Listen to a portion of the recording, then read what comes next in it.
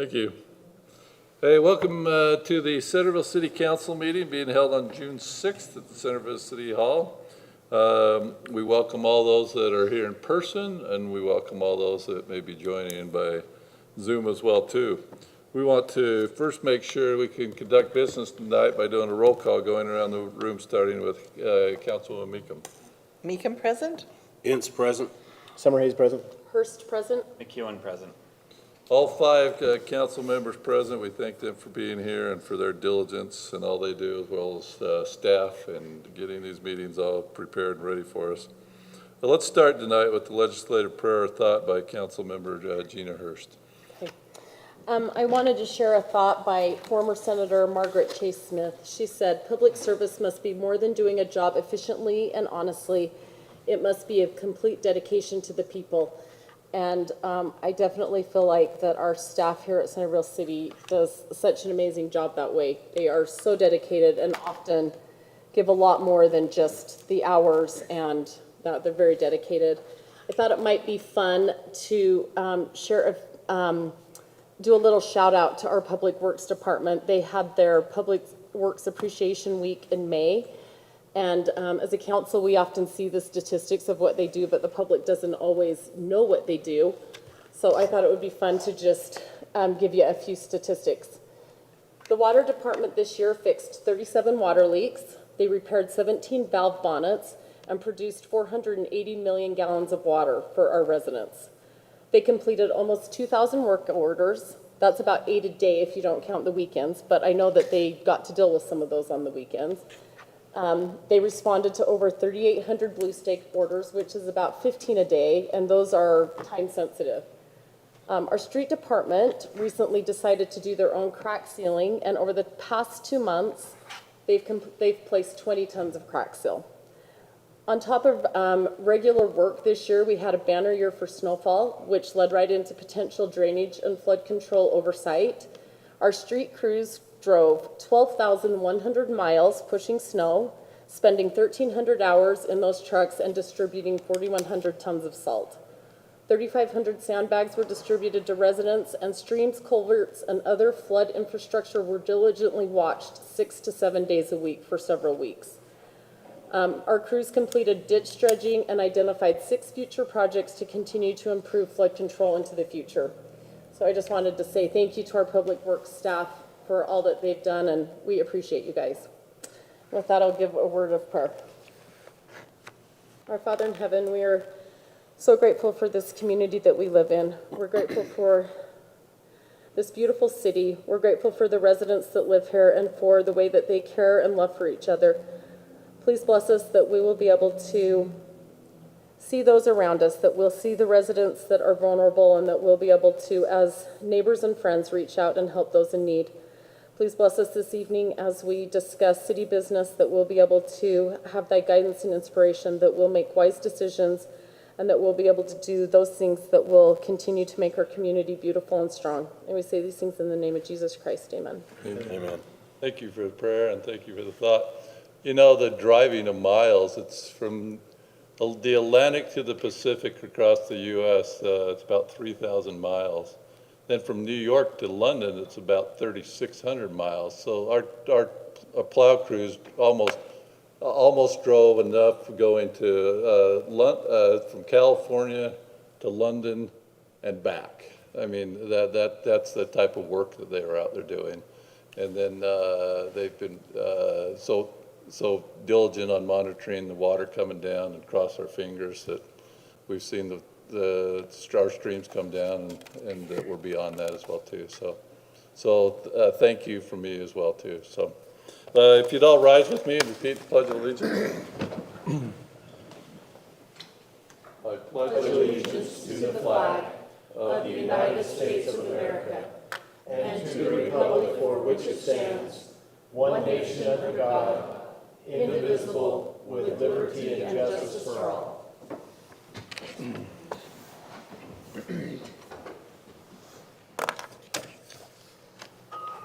Tonight's the open session. The next thing on our agenda, I should say, is the open session. This is where members of the public are allowed to express anything that might be on their mind for us to look over, to possibly entertain at a prior meeting, that type of thing.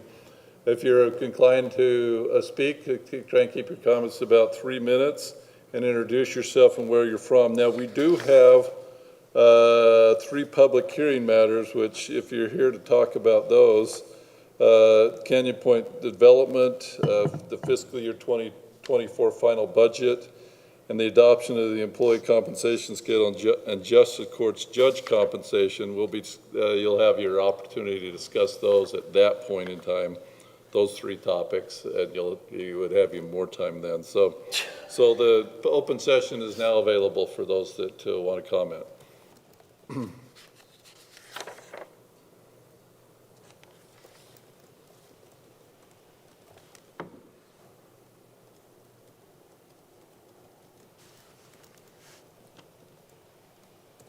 Doesn't look like we have anybody that's here, and then online I'm seeing only a couple, and I'm not seeing that they're chiming in. Are you, Jennifer? So we will move on from the open session, and we will go into our presentation, our business items. The first presentation is a presentation from Zion's Public Finance and the market analysis. We're doing the Canyon Point first. Oh, okay. Sorry? Yeah, I'm looking at agenda I printed out at 4 o'clock, so it must have moved. So let's go to, we'll go to the Canyon Point Development this is a public hearing on the Canyon Point Development. Corey, you want to come up and talk with us about that? Thank you, Mayor, members of the council. I too have the old agenda, so I was sitting back with my feet up. But yes, we'll address this. Well, just back up, it's a final subdivision plat, so we're looking at our subdivision ordinance and approving a subdivision in compliance with the ordinance. You're looking at the Canyon Point development. The Canyon Point development is a basically multifamily development, so you have a couple of duplexes and several single-family homes. The Planning Commission has looked at that site plan, has approved the site plan for development. We have the bond. It's underway of construction right now to be built. However, if they don't subdivide the property, it's basically owned by one person, and each unit becomes a rental situation. That's not the desire of the applicant. The applicant would like to sell it. So in order to take that multifamily development site plan, they're converting it to a planned unit development plat. And in a planned development unit plat, the criteria is broad in accounting for the site plan process. So whatever the city approves in the site plan process, the expectation is that the subdivision would be based on that layout. So I've provided that layout in your backup so that you know what they're building. And now the PUD plat is intending, and part of that is what are the common improvements? So they have to have 40% open space improvements. 50% of that open space and amenity improvements needs to be held in common. The other can be held in private or limited common. And in this case, it's a private lane, so that will also be in common. That's not a public street. And so they meet the parameters of the PUD provisions. So the Planning Commission looked at it conceptually along with their site plan, looked at the preliminary in order to prepare the plat, and look at the early draft of the CCNRs to make sure that they are looking at the common area improvements long-term. They've looked at the final plat recently. They've recommended approval of that final plat to you. So now it's coming to the council to give sanction of that review process. And of course, you don't have to agree with staff. You don't have to agree with the Planning Commission. You just have to make sure that the plat meets the expectations of the ordinance. And we've based it on the ordinance. So our recommendation is to approve that final plat so that they can create the linen, get the obtained signatures, and record it at the counties so that as they build the units, they can offer them for sale. So we think it's fairly simple, but it's up to you to decide. Questions for Corey? Can we thumb down and see the lower Do we have a sketch of what their final is? Yeah. The sketch of the site plan? Yes. I think it's this one. Page 6, I think, Jennifer. So it should be under the attachments of final site plan. 6 and 7.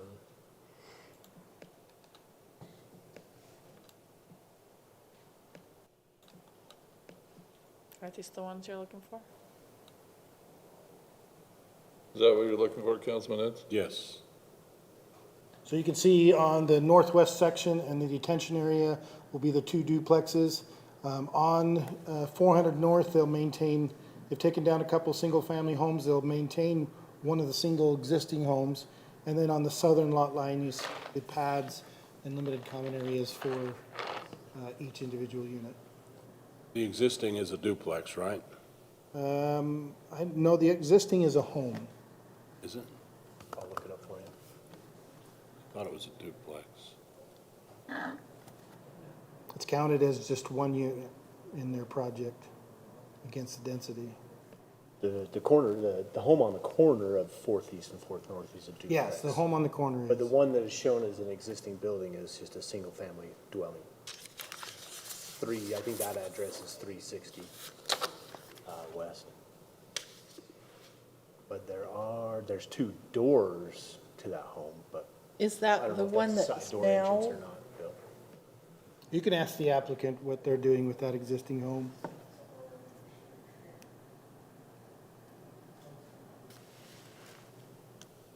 We ready for the applicant presentation, or do you have more questions for Corey?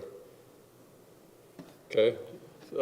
This is a public hearing matter, so we give the staff, and then we also give the applicant a chance to present. So applicant, would you like to present and have questions asked you before we go to the public hearing? State your name and where you're from. Chad Morris, I'm from Centerville. Yes, that is a single-family residence, and there's one door in the front, and then on the back, there's a door as well. I guess there's a separate door. Was that the Riddle home? Is that the big red one? I don't know what the Riddle There's 2 home red was. brick ones next to each other.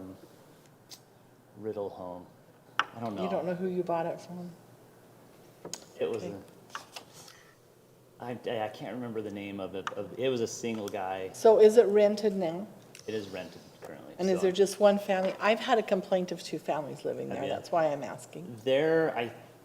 Honestly, there's been off and on one family. I was gonna say, I've been families. told the upstairs and the downstairs were both being rented out, I and think right now it's just one family. so a future it will just be one family. Yeah, we're gonna sell it as a single family property. Oh, you're gonna sell that? We're gonna sell that one as well, yeah, Oh, okay, great. yeah. So, yeah, any other questions? Anything you want to present further before we go to a public hearing? I just wanted to say, it's been great going through this process, and I've done this a couple times, not with homes though, just with lots, and it's been kind of fun, but this is a little bit different. I grew up just right around the corner from there, and I walked by this neighborhood every school day for years, and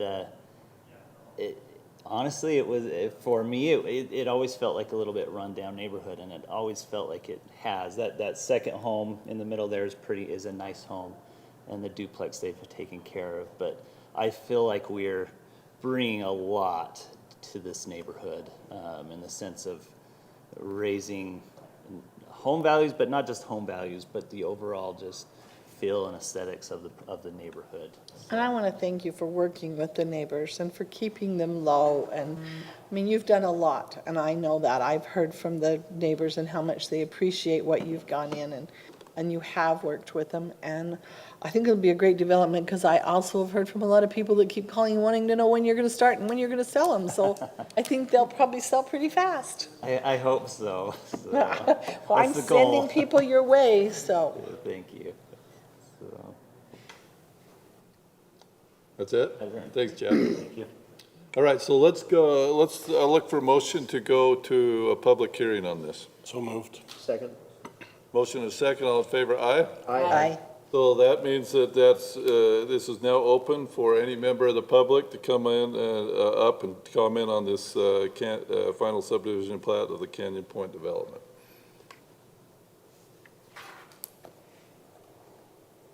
We'll give it just a few seconds. See if anybody online as well.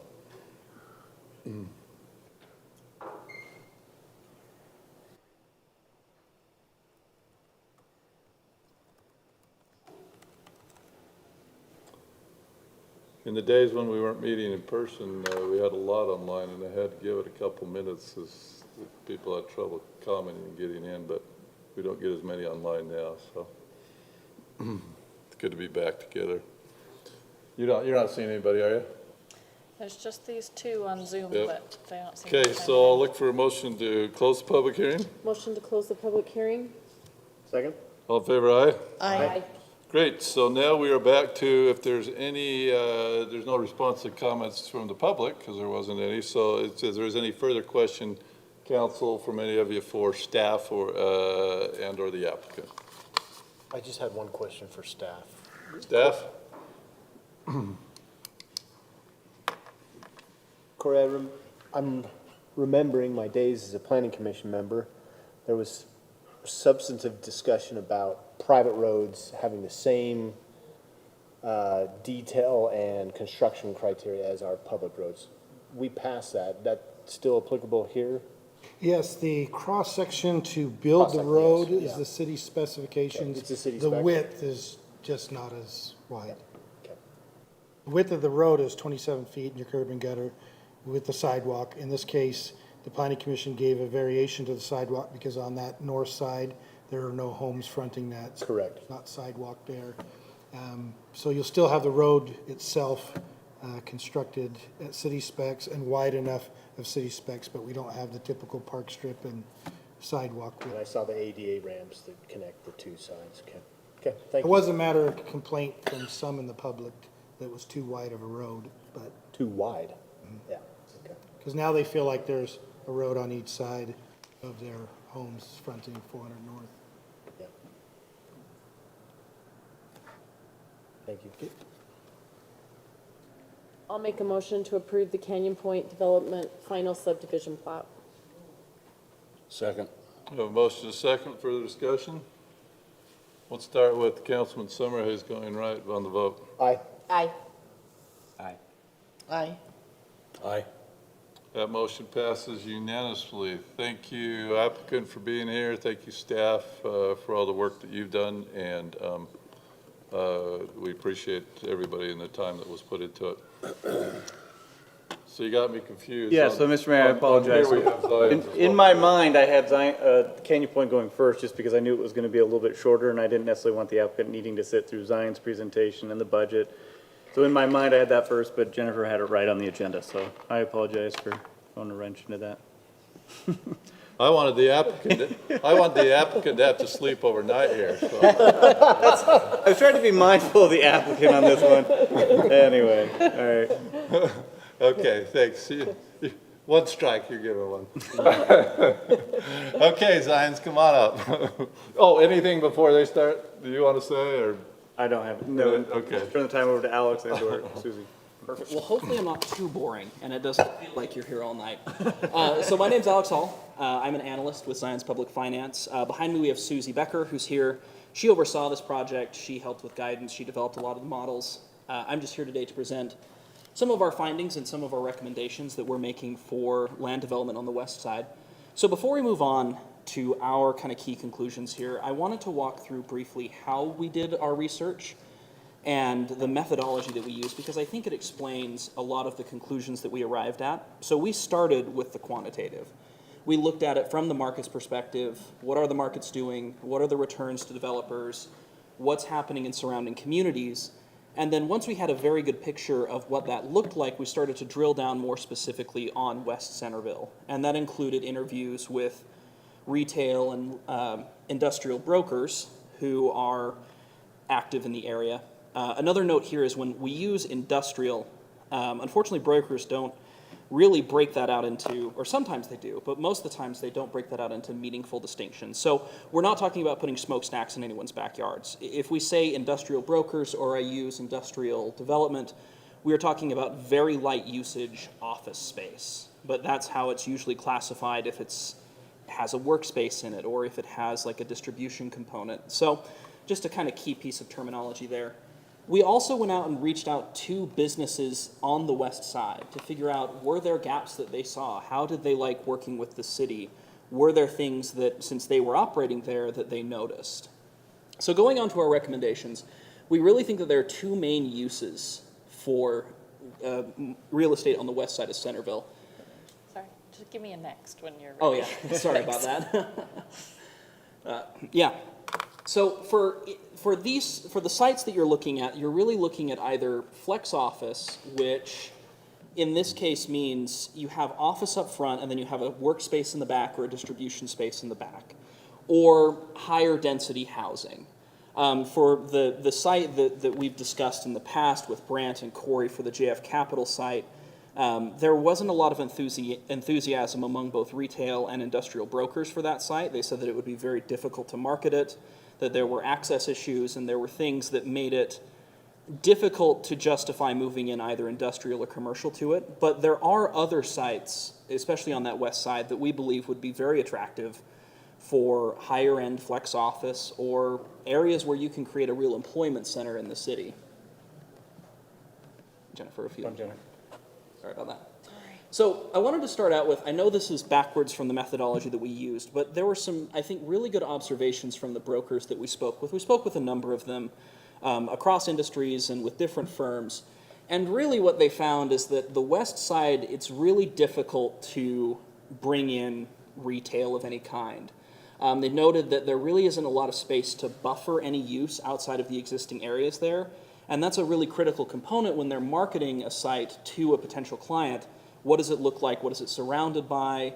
Does it transition well? Is it going to protect the brand? And that was something that they deemed to be tough.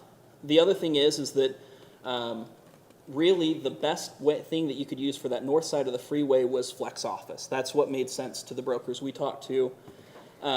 Several brokers did note that if you were set on retail, the retailer that you brought in would have to be an absolute destination. It would have to be something that people are willing to travel not just from Centerville for, but from surrounding communities.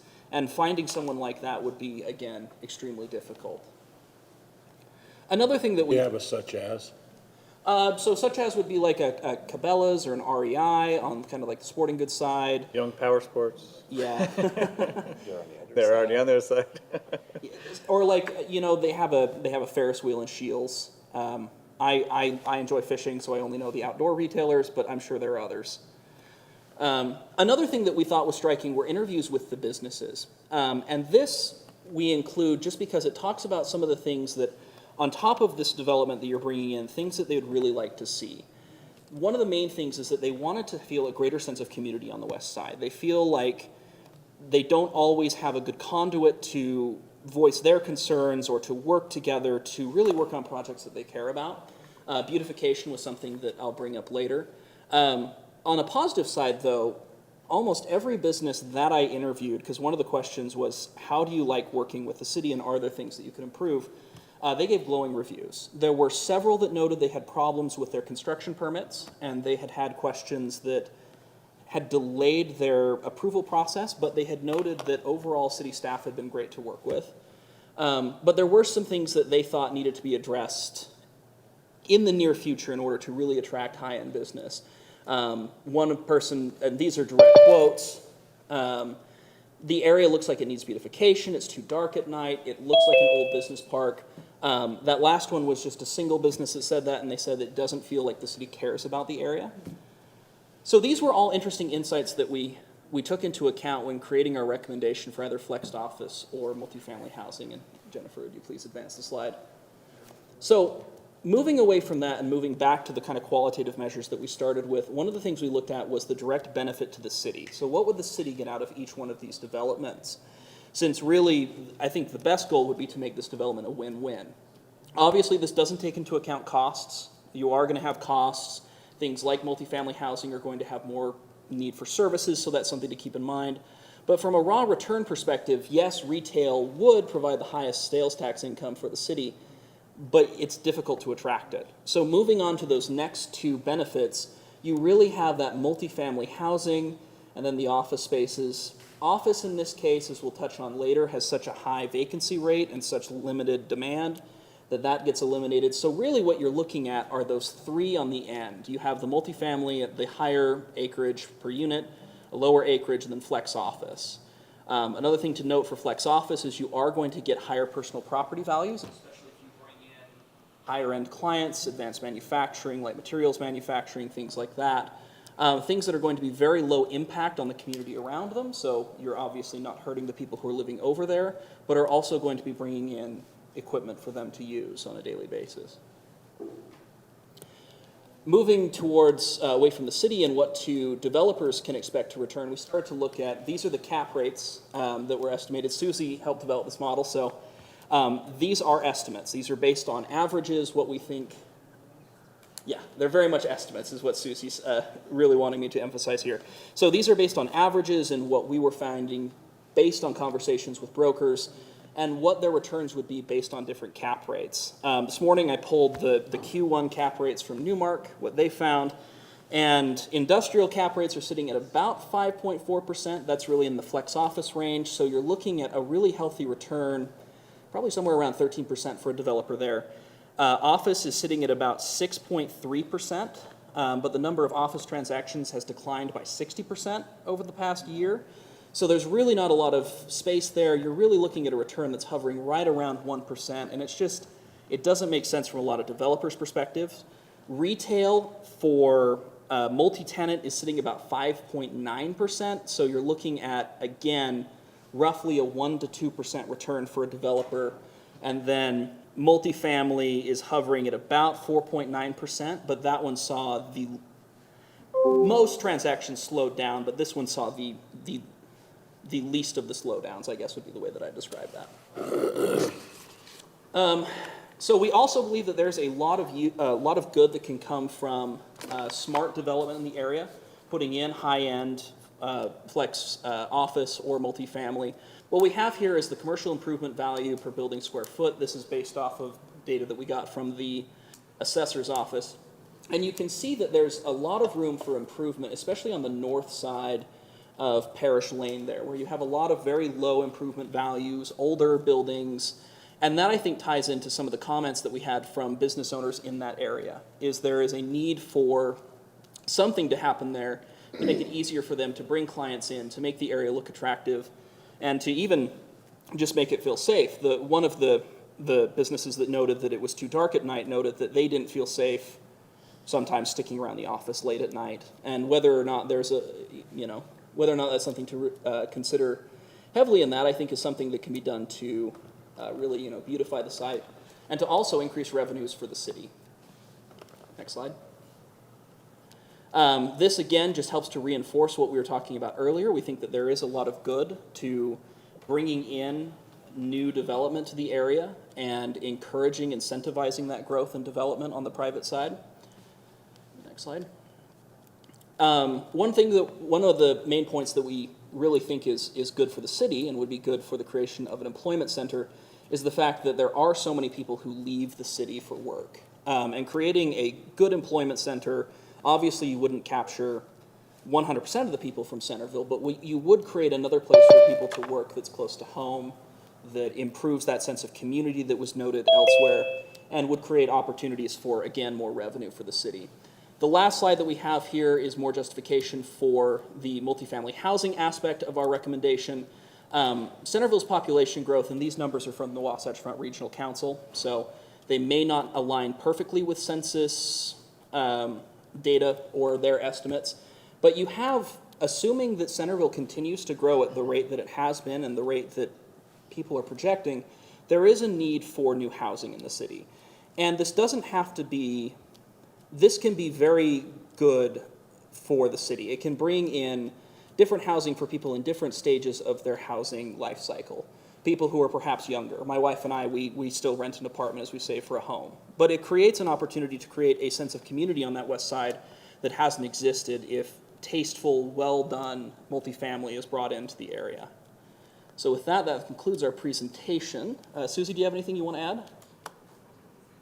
Excellent. Thanks. You've got to have questions for him. I've got a lot of I questions. know that. Questions there. so. Sorry. You open to questions? Yeah, absolutely. Okay. I Go may ahead, need Councilor Susie to Summers. bail me out, but Okay, that's okay. So, Alex, you might know, I don't know if you were Susie on the original presentation. So, qualifier, I work for the Boyer Company, so I have a background in development myself. yeah.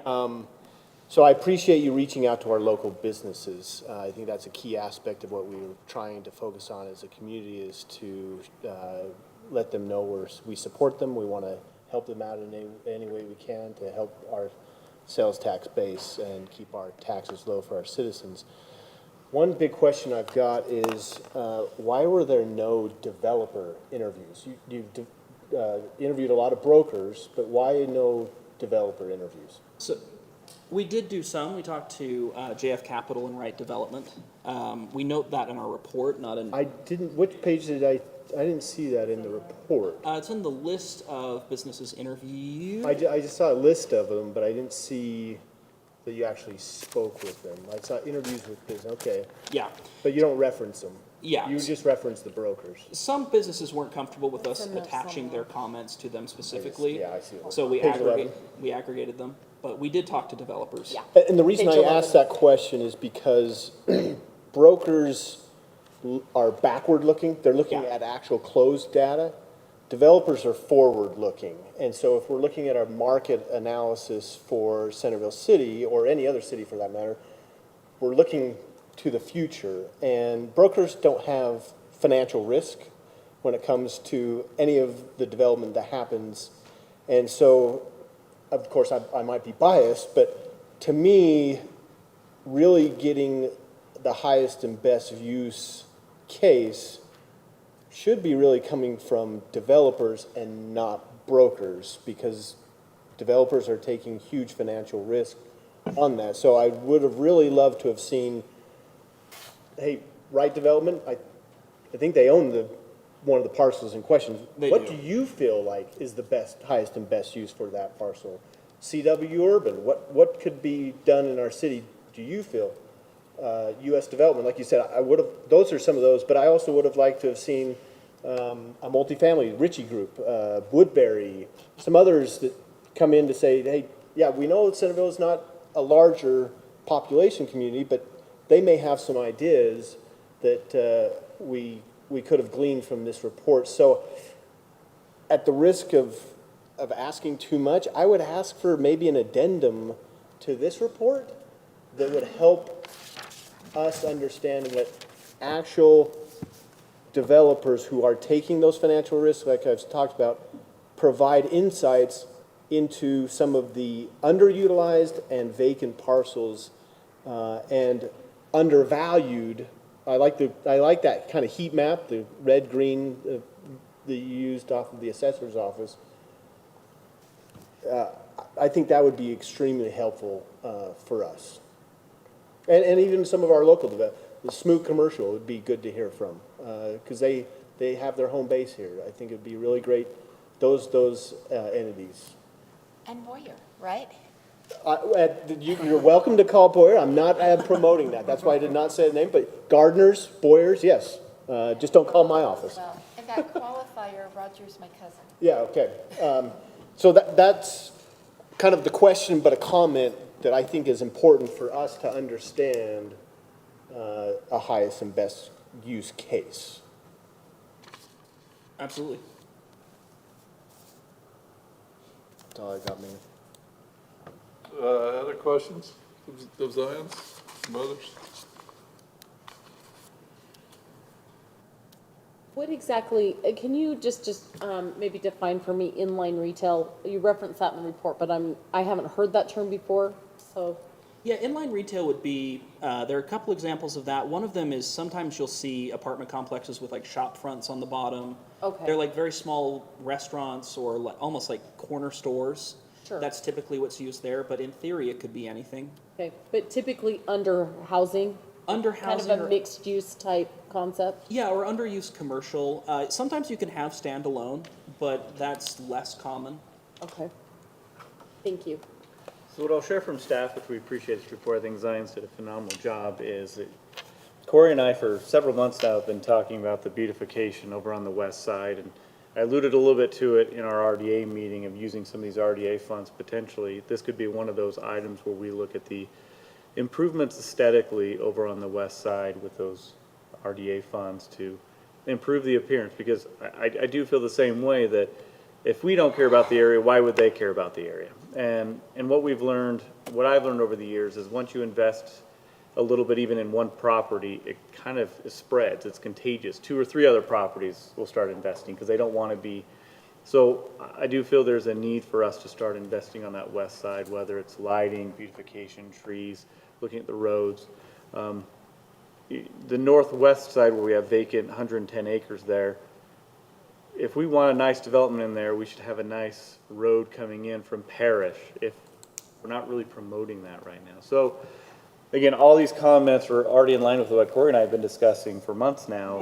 It's great to hear that it's true, it's not great to hear, but it's true that we're not off base in what we're thinking. And of course, with Bryce's help, we're gonna start engaging the businesses a lot more, looking at our own little chamber of commerce, so to say. We're going to start engaging the business a lot more and feeling more of the community. So this is all kind of the prelude to what we're hoping to accomplish here in Centerville in the future. So that part of it is great, and it's great to hear the feedback, and I think it's important to ask those questions, I think even if it's tough to hear. part of the report's compelling in terms of the population growth statistics in our city and the number of acres needed to satisfy that population growth, depending on the density that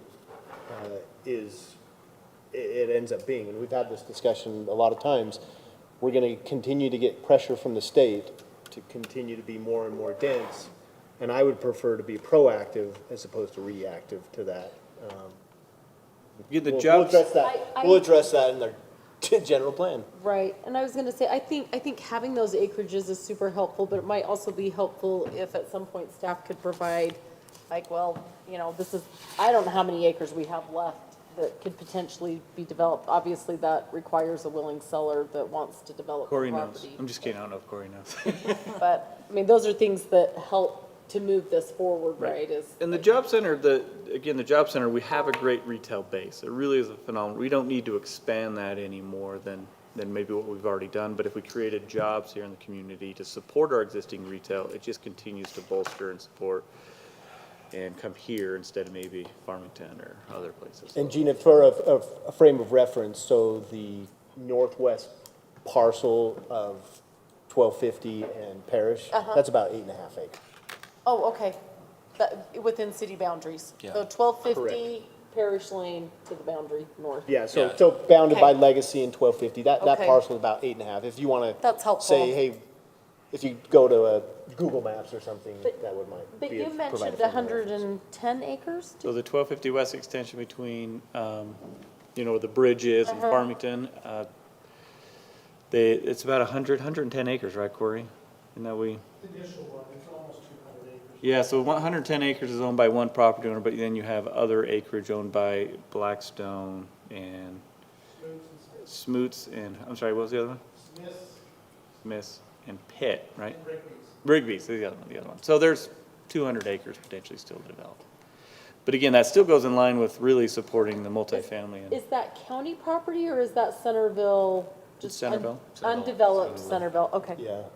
Because once you get to where it stops being Centerville is where you have the flood control, the flood area. Yeah. That's going to stay incorporated. We have no intent of Kind of any. rail trail is your boundary, isn't it? Yes. Yeah, okay. This definitely supports the argument that if we do double track, a transit-oriented development on that side with inline retail makes perfect sense, a walkable community. I think that's actually spot on. Especially if we have the bridge that UDOT's proposed over to the community park. It's a great, Yeah, it actually makes a really good addition to the I city. know I've been a proponent on the south side, but if UDOT tells us no, then, that makes a lot of sense. And Susie, I think it's good to point out, I know community temperament to high density here is strained at best or suspect at best. But referencing the U of U's policy study on density and how it can benefit a community actually is pretty powerful. Okay, and do you find that you have that same resistance when you are on the west side? No, I don't think so. I think think we get as west side much. is fine. Yeah, Yeah. because years, Because that would fit with contextually within that west side. yeah, I know years ago, it's an old story, but we were doing daybreak when Claire out in South Jordan, and we were panicked, and we went and meet with the city. I mean, this was years and years ago. We had food, everything, to kind of sell this idea, and they were like, oh, that's over on the other side, that's okay. So I just kind of wondered if there Yeah. was maybe that feeling here. I just had one comment that came to mind is, speaking of the developers, we were approached by a developer, I can't reveal who that is yet, I don't think, but anyway, through a broker at Cushman and Wakefield who has a large, fair amount of land in this area and wants to do the Flex Business Park office thing. And what I thought was kind of fun about it from your perspective is if we have something that's going to maybe happen quite soon, maybe it's an area for tax increment that then you can fix up your roads. It could be a revenue stream potentially to fix up some of these roads and lighting, which you so badly need. So just that, wanted to make sure you were aware of that too. And I think we're going to Great be suggestion. meeting with them a little further down the road. They wanted us to get this report out first. That's a great suggestion. Can I ask you guys a question? I don't know that you know the answer, but you mentioned in your report that there were several small parcels which would probably be deter retail type space, but some of these things like what George is mentioning, a potential transit-oriented development type thing with a front runner station. I mean, you need large parcels there too. Have you seen communities successfully navigate that with multiple property owners? That's harder. Yeah. You can probably speak from experience as well. as I know that's probably really hard to. It's a lot harder. Okay. It's better when you have one property. It's better when you have what? One property owner. Oh, yeah. Master plan it a little better, but Yeah. But you would have that on the parcel that Brant's With the talking about. 110 acre parcel, you Yeah, might the have enough 110 acre space. parcel is one sure. property owner that is directly west of Legacy, of Frontage Road, and where the bridge Yeah. would be. Is that too close to the Farmington front runner station? Or do we think? They have to, Corey, they have to get a different propulsion Corey's ready to answer system. that. We've done a ton of Yeah, research. it's it all, He's done research on that. it's all when it goes to electrified, right? electrification, Yeah, exactly. And then you Right can now- have right multiple now it stops is. at any point, yeah. Yeah. The station from Farmington to Parish Lane is about a 7-mile stretch. Stations are about 4 to 5, so we fit within that. Yeah. It could potentially work. And they've represented that they want to be on the north side as opposed to the south UTA, side. back during that discussion, they said, well, we don't know if double track will come, but we're seeing more and more impetus of that coming, and they would prefer it north of Parish. Do you know if you build it, right? They will come. Well, I thought, But we got to create the opportunity for that. We haven't really invested in that yeah, I thought the opportunity. legislature budgeted for double track. Yes, back when we did the study, there was Yeah, a big. back when So the it's, state, okay, I was it's gonna say, double 'cause it's tracked, coming. but not, yeah, double track's happening. Yeah. We've met with So UDOT. now for that double UTA. track's happening, which they were Foundation. unsure about back then, the likelihood of a station is more feasible on the north in their preference. But Corey, I was in a meeting yesterday with UTA asking a couple of their people, and they said to get a station, they'd have to fix their propulsion system as well too. I think that's what George said. Yeah, it would have to go to electric line. Yeah, Yeah. not only the double tracks, but, Electric line. yeah. So my argument to UTA is they could do an off-peak and do a Yes. smaller diesel Just pusher when motor, is the but they question. just have not chosen to go that direction for the off-peak traffic. But they could. But I think the real issue for the west side, regardless of the market study, is that there was back in, when we did the West Plan study, to look at a station, particularly doing all the rumors and politics about light rail and what's happening on Main Street, there was a desire to consider that as part of it. The density issue became the tension with West Bountiful City being so close onto their border. But if we are thinking of that at all, we should be thinking about that, because We didn't take a station at the initial, for whatever reason, I wasn't around. If we want that, this is the time to start thinking about the future. And the hardest part will always be, if we're thinking about it, what's the temperature of the community? How do they feel about it? What's the support of it? Is it part of a vision that they see of their city? Because obviously, from my experience, there's been 3 plans that didn't meet the temperature of the community, and we've been unsuccessful in all 3 of those. So it's very important to engage the public and see if we can find the support for it. And my contention for the transit stop to be on the south side has been one of access and convenience to community members needing other public services, grocery. If you're going to do a transit-oriented development and you're going to try and push somebody too far north, then great, they can get off and on for work, which is fine, but they're still gonna have to get in their car and get around. If somebody wants to be a little less intrusive. It is, and the point was taken with the megaplex. I know there's frustration with the megaplex in the layout because how the parking is shared. But that northeast corner, why that's so large and set aside is because when there was early talk about trying to get a station, that was the parking lot area. Probably modeled after the Farmington station. Yeah. Now, whether we can go under the track and get to the north side, it still could be used as parking, but that's explains maybe some of the configuration that's missing in the explanation of why is the parking funky at the megaplex, and that's why. Corey, they're saying no retail. If there's not services on the west side, I mean, this is a train wreck for Parrish Lane. It's the only access point to add that much more population. What thoughts do you have on that? Say it again, it's the only. What thoughts do you have on that? On the How do you population? address that? How do you provide services if you put housing on the west side, if we can't get grocery stores and others to come because of the circular radiuses and willingness to put services in there? Yeah, that's why there's been a big push at the staff level with the interchange exchange, and why we were discussing early with the council with the Diamond, is because they can propose that multi-use path, and they have it listed right now on their, so it'd carry you from 1250 west to 400 west. And if you have a multi-use path there, you have ability for those living, at least residing there, to have access, alternative even to cars. Electric bikes are getting popular. The cargo bikes are really popular. And if you live that style, because it was really intended not to be a 3-car apartment complex that some of the residents there currently have. It was intended to be a 1-car apartment complex, and that you would use the alternative transportation modes for it. So I think you can still do it. And what's important about it is it adds to the housing to keep the commercial that's on the east side. We want to make sure that we anchor that and have enough rooftops so that some new development coming close by doesn't drag that retail out of there. Now, we still have the issue of, will the big box stores go the way of the malls of the 70s? We don't know.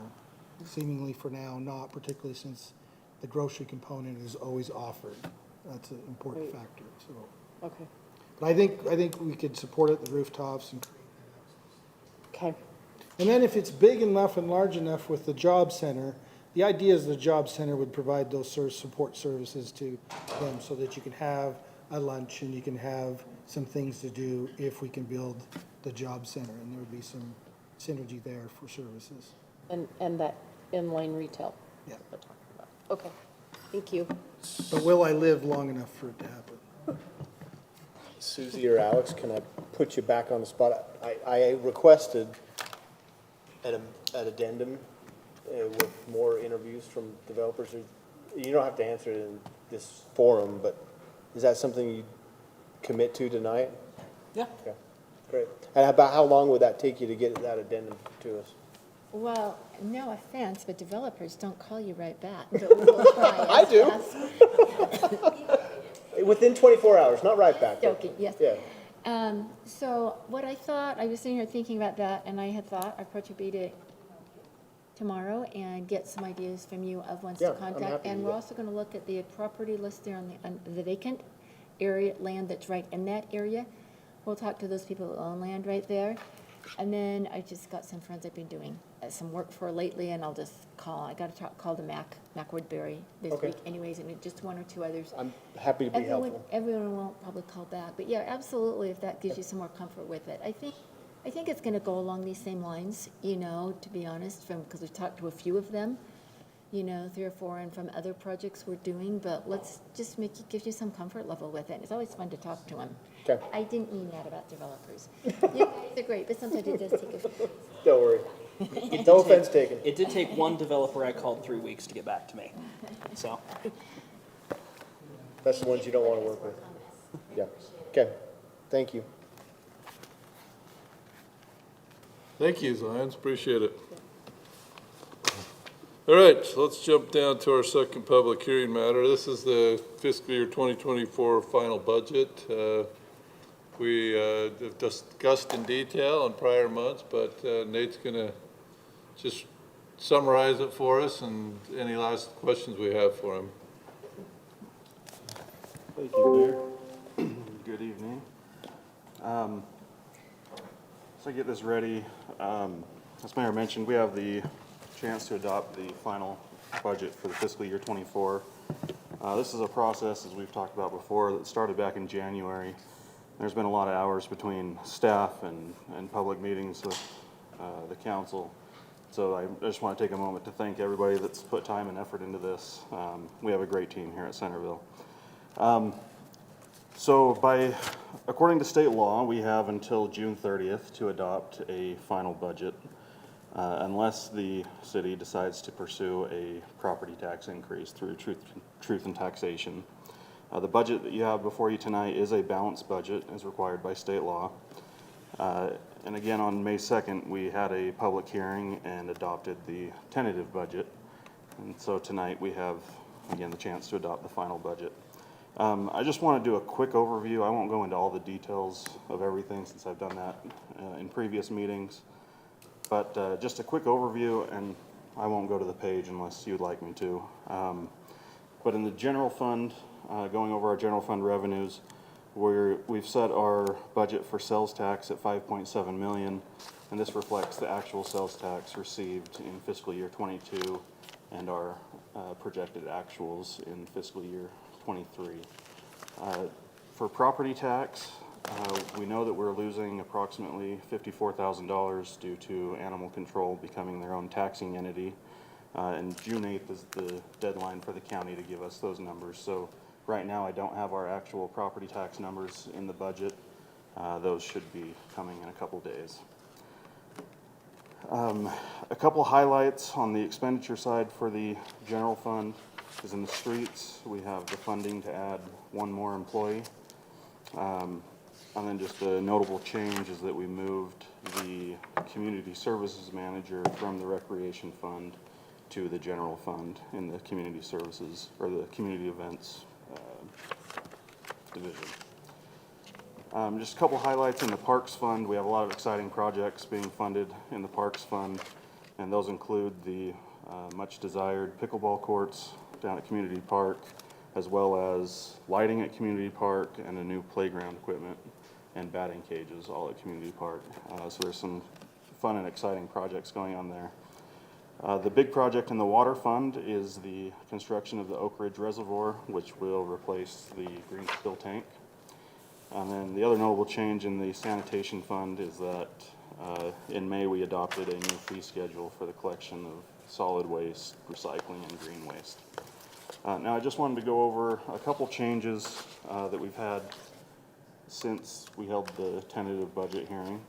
The first is citywide. I've updated the medical insurance costs for employees to reflect the actual cost. Initially, we thought we'd be looking at about an 8% increase to our medical insurance, but it came down to about 3%, so that's good news.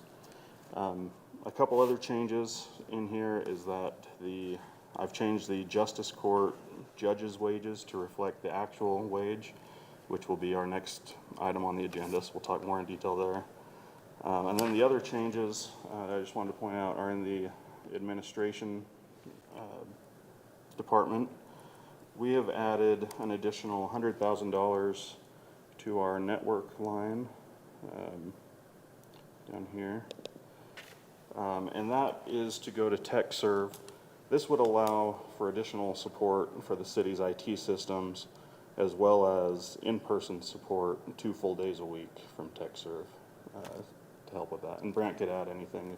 Yeah, I'll address a little bit. So working with Lisa Bednarz, and I've mentioned this over the past year, that there's going to need to be some investment or potential investment in our IT infrastructure based on just updating our systems, and there's some opportunity to do so.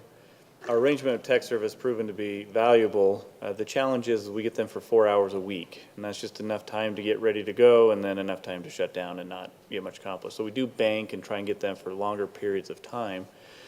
After meeting with Lisa Bednarz and asking what her needs might be beyond her potential current scope or her ability, she had requested 2 days a week for the next year would be invaluable to, because we have a laundry list, and we'll share that in an upcoming meeting, of things that need to be accomplished that we just don't have the time or resources to do so.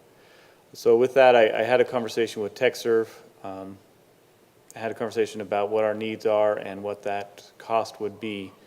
And I know $100,000 seems like a lot, and then you would question, well, why not just hire an IT professional to come in and do all this work? I've been there. The challenge is what I've learned from all these meetings is that there's not an expert in any one thing, and George Councilmember McEwen can go into a little bit more detail about that, but there's a domain controller person, there's a tech support person, there's internet security, ITS and OTS, and there's all these specialized fields, and to hire someone that has a great understanding of all things, base salary of $150,000, $175,000 to hire someone that has all this knowledge, whereas TechServe has those resources, and you're hiring this individual who has access to those resources, and they're representing us, and that's what you're investing in. And the proposal here is not necessarily a long-term agreement, but it's a one-year agreement to see where we are at the end of the year and evaluate where we are and what skills she's gained over the year that she can take on. So it's a proposal, and we haven't had the presentation from TechServe yet. That's scheduled at the next meeting, but I just want to get this in the agenda or in the budget for now for consideration. And Councilor McEwen, I don't know if you have anything else to add. I'm definitely in support, but when you think about the IT infrastructure of the city, you just take the number of people that you have in the city, you times that by 2 or 3 devices. That's not including your SCADA systems and other stuff that's in need of update. And those are critical infrastructure items. You can't really have an officer who has a computer that's constantly patching. They've got work to do and other things that have to be done. Same with Public Works. There's a lot of critical systems, and when you've got one person spinning all the plates, you're going to drop something. And it's as Brant's saying, it's actually pretty unreasonable to expect that skill set to exist in one person. And where there's just so much emphasis these days on what is happening in the market relative to cyber attacks and data breaches and everything else, I don't think that you can really underinvest in IT at a city level, because we are really stewards of a lot of public data. And as I talk about this with folks on a state level, it's the thing that if you look at, there's some reports that have come out on cybersecurity actually at the state level, and it basically says executive branch is doing great, legislative and education aren't doing wonderful. Then it goes down the list and it starts picking on counties and cities, and of course it's all budget, right? So the further you go down, the worse the problems are. So I think it's very proactive that we're looking to do this and to kind of up our game to protect our citizens and to keep our staff able to do their job without IT-related, infrastructure problems or computer problems. Do you feel like, George, that they're broad enough to handle things like the SCADA system and other? Do you think they have the depth and knowledge to work on that stuff, or is that still another type of consultant? There's a little bit of specialty in SCADA, but not tremendous. But what you're looking for is you do want an integrator who's got broad knowledge of different systems. And so I have not been displeased with the services they're providing, and they've got enough depth in their company that if they don't have a SCADA expert, say in, northern Utah, they could make a phone call and get somebody on the line who is an expert to help them with the integration. And that's where, like, Lisa does a great job, but who does she call to help her with a SCADA system? She's got nobody in her back pocket to call. So I think it's wise we do it. With the savings of $69,000 with the decrease in medical, that definitely makes up a huge cost, helps absorb some of that cost. Where exactly is the additional funding coming from? Is this going to be a transfer from the general fund? Okay. So again, we put a pin in it, so to say, and have this conversation, because I assume that this is going to be delayed till the next meeting, as we generally do, and we can have this in I'd almost prefer this as in a closed session discussion of what those potential needs are, and have that discussed at the next meeting after a work session, going into a closed meeting before we go into a regular meeting to discuss these items. Yeah, it definitely qualifies as security devices and. So again, I just want to put it in the budget for now. Again, there's still opportunity, whether it's less, more, different, but I'd love to have the experts here, and Lisa Bednar's here to also help council understand the opportunities we have. I don't say needs, I say opportunities. Unless you want to say no to it now, then we can delay that whole thing in the future. You have that option as well. Any further questions? Nate, did you have more? Yeah, I just have two other changes. The first is that on the same page on the line 330, or account 330, we added $5,000 for training. And then on the finance budget, we have recently hired 2 part-time employees to take the place of what was a full-time employee. And so there's just some reallocations with a little bit of cost savings there. And I'll also add that the 2 new employees in the finance department are awesome. They're doing great. We're glad to have them. So that's really all the major changes that we've had since the tentative budget. Again, we do recommend that we adopt the final budget. However, we are aware that we don't have the final property tax numbers, and historically, council's chosen to table this until our next meeting. And we do have until June 30th to adopt it. So that's all I have. Unless there's any questions. Thanks. If there's no questions further right now, this is a public hearing matter, so I would entertain a motion to go to a public hearing. Motion to open the public hearing. Second. All in favor, aye? Aye. All right, so the public hearing is now open for the fiscal year 2024 final budget, has been presented. So members of the public, just identify yourself and where you're from.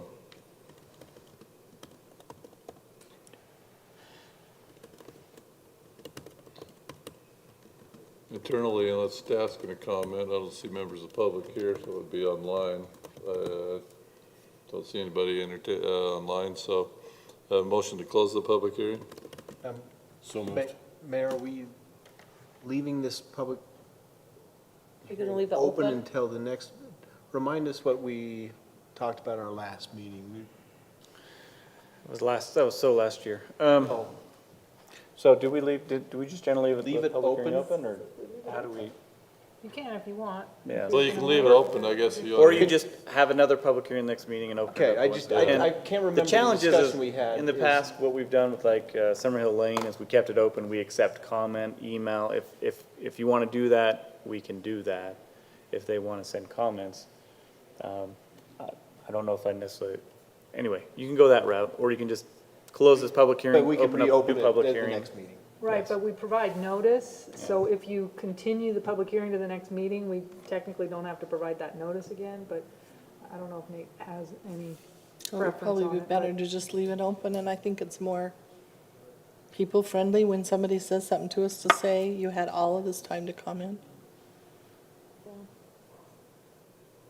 Okay, so we can leave the public hearing open. It's nice to leave it open, so if people want to send an email. We did have a couple of budget changes that are a little different, so I Right. think we should give them an opportunity to say something if they. I agree. Well, we don't have the tax numbers yet, Right. which means we haven't made a final decision on whether or not there's a property tax increase. Yeah, that's true. So Lisa, is it appropriate to have a motion that we keep the public hearing open, to entertain comments? Yeah, I like to say, Sorry, you know, Barb. table this matter, continue the public hearing till the next meeting. So you could do that as well too, rather than close public hearing. I'd make a motion to table this matter until we have the final property tax numbers, giving the public additional time to respond, and continue this on the 20th. I'll second that, And leave the public hearing open. Leave the public hearing open. Okay, second that. second that? All right, further discussion? All in favor, aye? Aye. Okay, opposed? When you get the property tax numbers, can you maybe send us some of the key numbers that are changed? Yes, yeah, I can do that. I'll make sure it's at least in the weekly update Okay. this week. If you don't mind my venting here, if you know anybody at the state legislature that would like to change that law to give us our property tax numbers in advance. Timely fashion? Start, I mean, with our city, it doesn't affect us as much because we don't have a ton of new growth. But it is hard to put together a balanced budget when we don't know our final numbers until. That is Well, something to remember when we do have meet a with our representative representatives. Who is a former mayor who, Kind of lives on Main Street, knows this issue. yeah, Thank you. how much of that is the legislature versus Davis County? Well, I do think, I don't know for sure. I do think the assessors don't love the, I mean, Don't want the I know there's a pressure. process to it. I don't know all of, in depth of what the assessors do. But without knowing that, I would love to get their numbers earlier so that we can plan better. So in fairness, I don't know what they do. Do they, out of curiosity, do they ever have seminars where they invite finance directors in from cities or to talk about the process and why it takes so long, or? They didn't really, last year they held one about the truth and taxation process, because of how many cities were going through that. They didn't really talk about the assessor side of things or why it takes them until June to get their numbers in. Yeah, I mean, like we say, we have a representative that's been a former mayor and that type of thing, but maybe it's something that chased through the League of Cities and Towns as well too. If we see finance directors throughout our cities and towns over the state having a problem. I think it's a common frustration among finance directors. Yeah. So, okay, that was left open, so we'll resume that in a couple of weeks. So I guess we're on now to item number 3. This is the adoption of the employee compensation schedule and justice court judge compensation. And Nate, were you gonna just address that? I have some questions for you when you get done as well too. Yeah. So as Mayor mentioned, we have 2 items here. One is the ordinance to update and amend the Centerville positions and compensation schedule, and that's what you have before you here on the screen. So each year we update this compensation schedule. For fiscal year '24, this reflects a 6.2% market adjustment for all positions. The way we get that is based off the mid. So the mid range is increased by 6.5 or 6.2%, and then we calculate the min and max off of that. Now the justice court judge's salary, this is a little bit trickier, and we don't have a ton of flexibility here. You might have, hopefully you've had a chance to read this letter that the state sends out. Every spring they send out a letter, and there's a few parameters that we go by to figure out our justice court judge's salary. So the first is that the way they calculate it is saying that a full-time justice court judge cannot make more than 90% of a full-time district court judge. So they take that calculation and then they look at our city and say the judge's workload is, in our case, 33% of the workload of a full-time justice court judge. And so then they set his salary range. And this year, the salary range is from $47,054 to $60,498. So that's the first parameter. The next rule is that the judge needs to receive an annual increase equal to that of all the city employees. So in our case, that would be the 6.2% plus a 2% merit. However, that would put him above the range of the state. So he's actually getting a little bit less of an increase than the average city employee, but he is at the maximum of his range at $60,498, which represents about a 3.7% increase in pay. And then there's a couple other rules just to be aware of, that while he is in office, his salary cannot be reduced. So just to be aware of that, but that doesn't apply in this case. So even if his workload were to reduce, his salary could not be reduced. But anyway, his recommended salary is at the maximum of the range at $60,498.90. And again, we recommend that we adopt that resolution, setting his salary as such. So this is where I want to ask you a question, can I? Yes, please. I don't want to interrupt you if you're still in train of thought. Nope. So technically, this letter is addressed to me, but it's a formality. It's open to everybody. But with it being addressed to me, I want to understand this letter. So I did not contact Ms. Sontag about questions about his workload or his termination of salary or OSA's review, but how did they come up with 33% of a full workload? Is he reporting his hours that he puts in to them, or is he reporting to us? How do we know that? It's based on caseload. So the number of cases that he's hearing compared to that of a full-time judge is my understanding. Okay, well, I think our caseload's gone down, and he's over about 3 or 4 courts, so is it really 33%?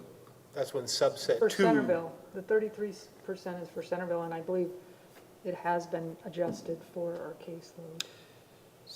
Yeah, so we were at 35% for fiscal year '23, and now this past year he's at 33%. So it has gone down slightly, and then his range is adjusted. So it's 33% of that of a full-time judge. So one of the consideration, of course, is the class of court, and the classes are 0 to 50, 50 to 200, 200 to 500. So per month, sorry. So that's how many filings you have per month. So we're right in the 200, 500. We're towards the bottom end at this point. I think we're at 233 on average. Last report I looked at per month. So we're in that class still. And I do think that the class of court plays a factor in that as well. So it's a wide range from 200 to 500. It's a pretty wide range. We've been in that class since, I don't know, when did you have to construct this over here? That's how long we've been in that class of administrative court, justice court.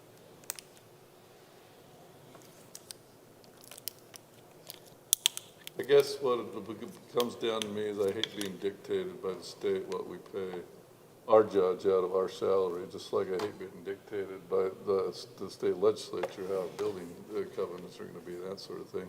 I don't know whether we're paying him $50 an hour or $1,000 an hour, you know, and my mind works a lot in hourly wage of somebody, so that's what I'm trying to determine.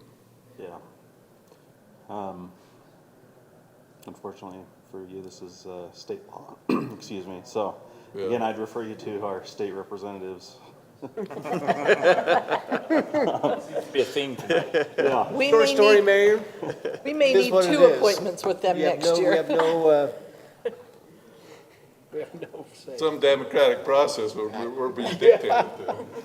But, But yeah, to answer your question, we don't track his hours. It's based on caseload. okay. So I don't know what the hourly rate would be per se, but it is a salary based on his work or on his caseload.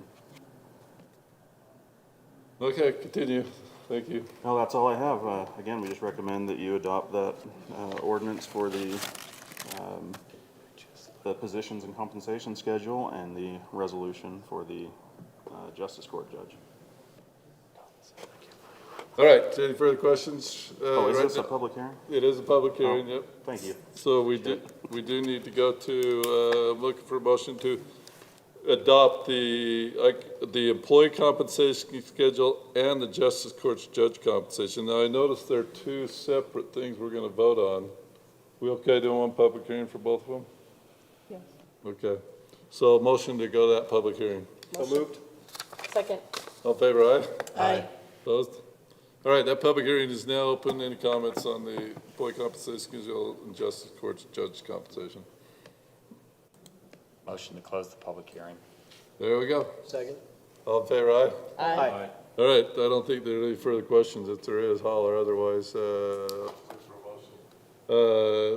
like I said, there is two ordinances here. Nate, were you gonna say something? No, I'm not. Okay, so we have 2023-12 and 2023-15.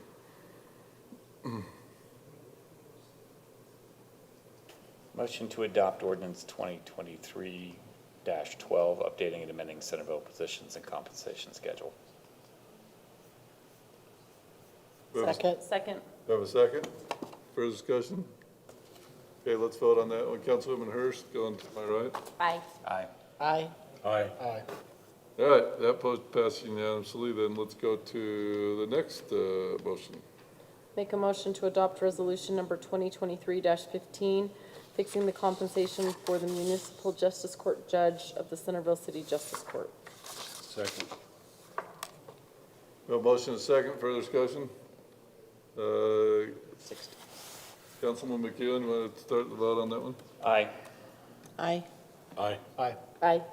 That passes unanimously as well, too. Thanks, Nate, for all your work on both those last two topics. Just correct record, it's 1 to 60, 61 to 200, 201 to 500, then 501 plus on the class.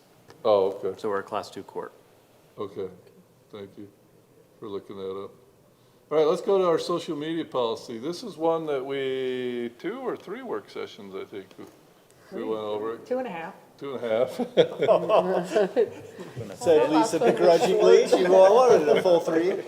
What would you like to see, 5 or 6? No, that was fine. So this is something that Bryce and Lisa have been working on, but I see Lisa here. I know Bryce was online before. So Lisa, do you want to, since you've done, do you want to kick it off for us? Yes, thank you, Mayor and Council. We have before you the proposed social media policy brought to our attention by Bryce King that we should formalize our social media policy.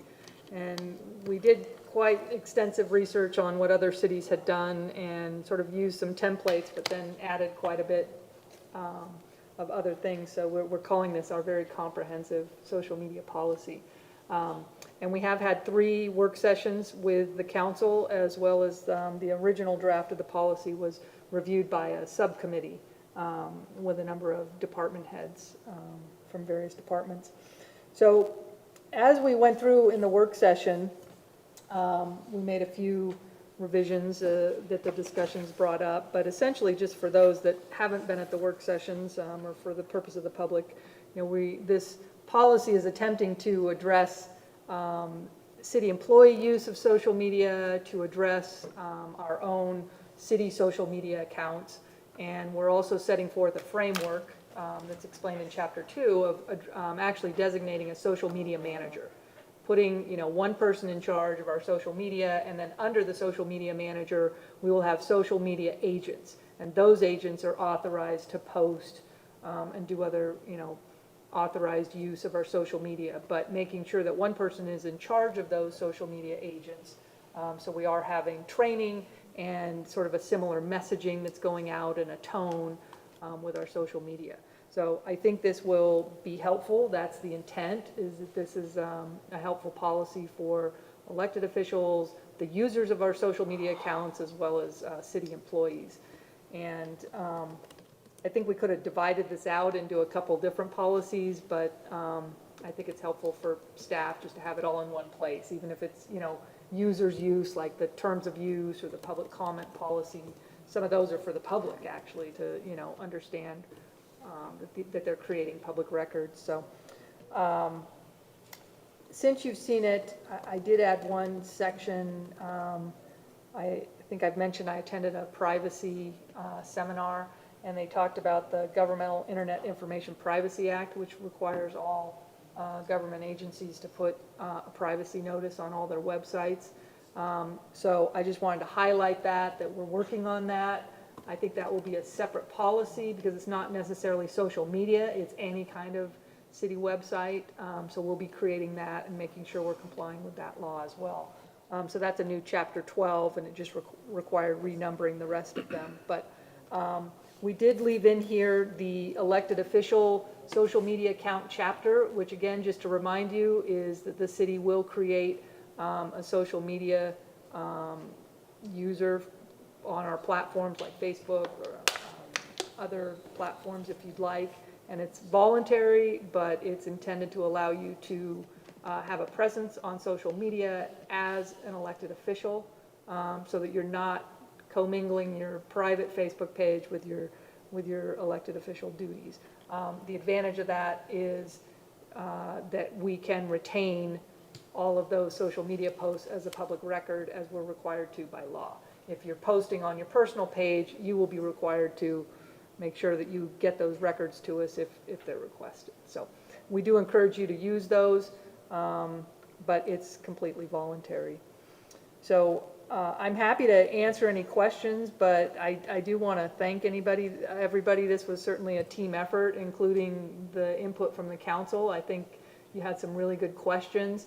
I did receive some input from Bryce this week, you know, that to communicate that this is in a very extensive policy, but we need to work with it and certainly, you know, review it annually. And I think we had mentioned this in previous work sessions that we just need to get it in policy, start training our employees and department heads on it and our social media agents, and certainly, you know, add to it. So some of the questions that were brought up, you know, I'm leaving it in the vagueness because I think we just need to work with this for a little while and then get into, you know, more details. One thing I did add, which may be, I don't know, kind of on the line, but I added a sentence that says, look, spam and malware and commercial content are, like, if they're off topic to what we're doing, like, you know, kind of like, so under Government Records Act, junk mail is not a record.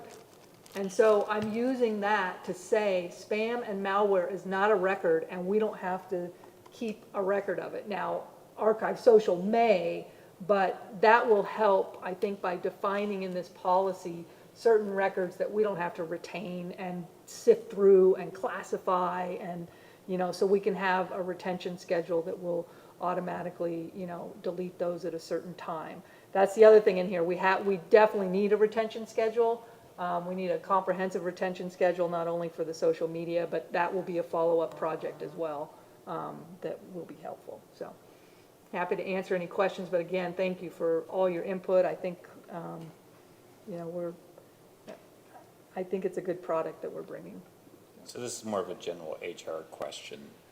What acknowledgements do employees do annually on training? Like, would this be an annual acknowledgement that you've had this training, or are you thinking once every couple of years? How would you position this? Yeah, that's a good question. Right now in the policy, it just says that the social media agents have to have training before they can post. So that would imply it's a single, you get this training, you understand the goals and the content we want you to use.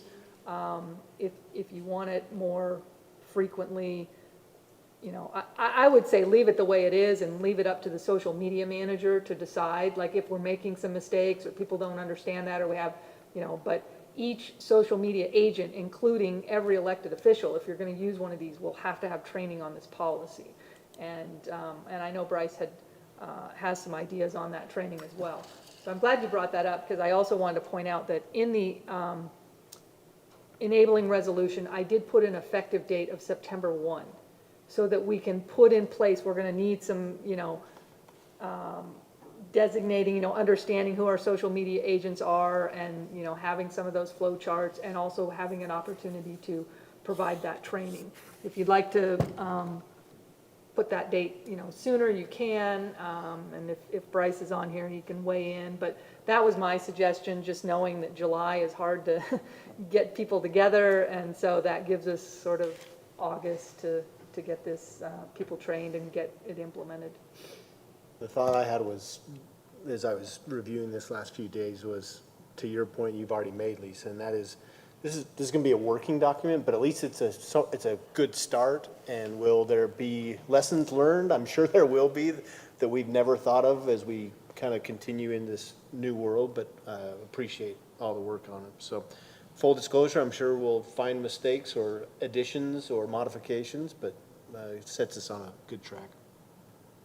Yeah, I'm with you, Councilmember Hayes. I imagine they put a lot of work in, and they allowed us to commentate, but we'll find something. It'll require an amendment for sure, but it's been a marvelous effort.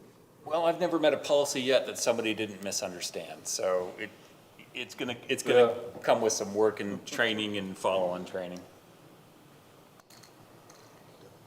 So I guess unless further discussion on it, we've discussed a lot, but to Lisa's changes, were you done? Yeah. Okay. Do you have any comments to her about her changes? Anything else that you'd like to see, or you're somebody willing to make a motion to adopt it? I'd make a motion to approve Resolution 2023-17 as presented. Second. It's a tie. It's a tie, whichever one you heard first. All right, thanks. Let's vote, roll call vote. Councilman Miko? Aye. Aye. Aye. Aye. Aye.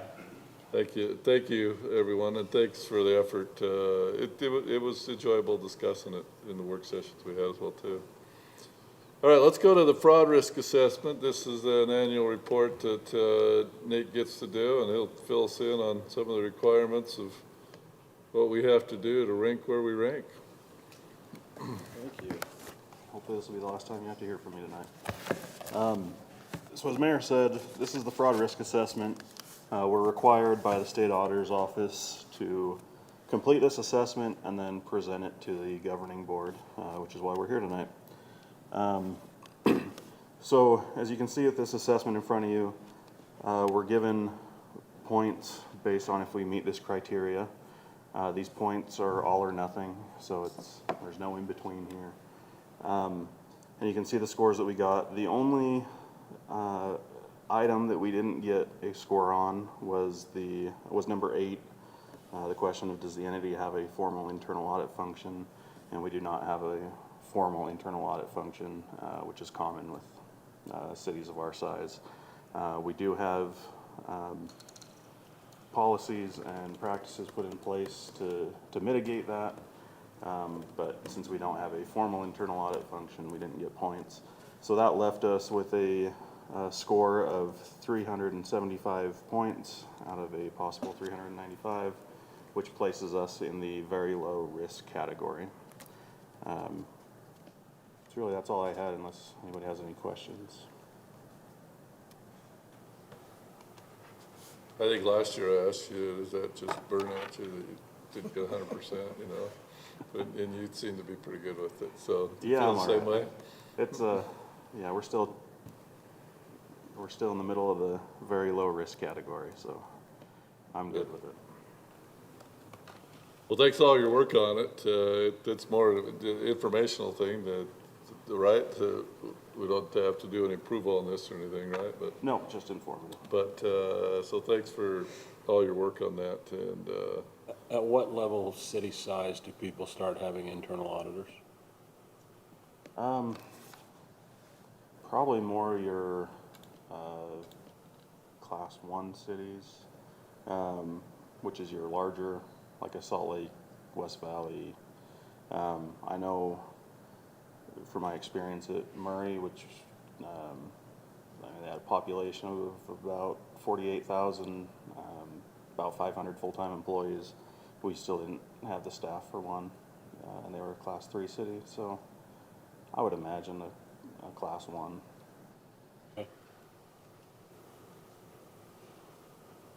Thanks for your great work on that.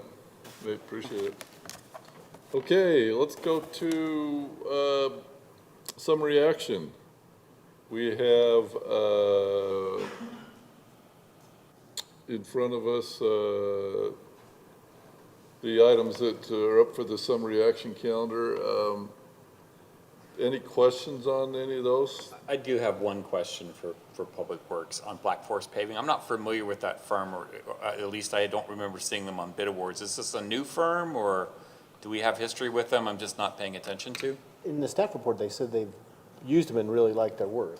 Yeah, but I just don't know like what, recently. I don't know what the project was, but. Yeah.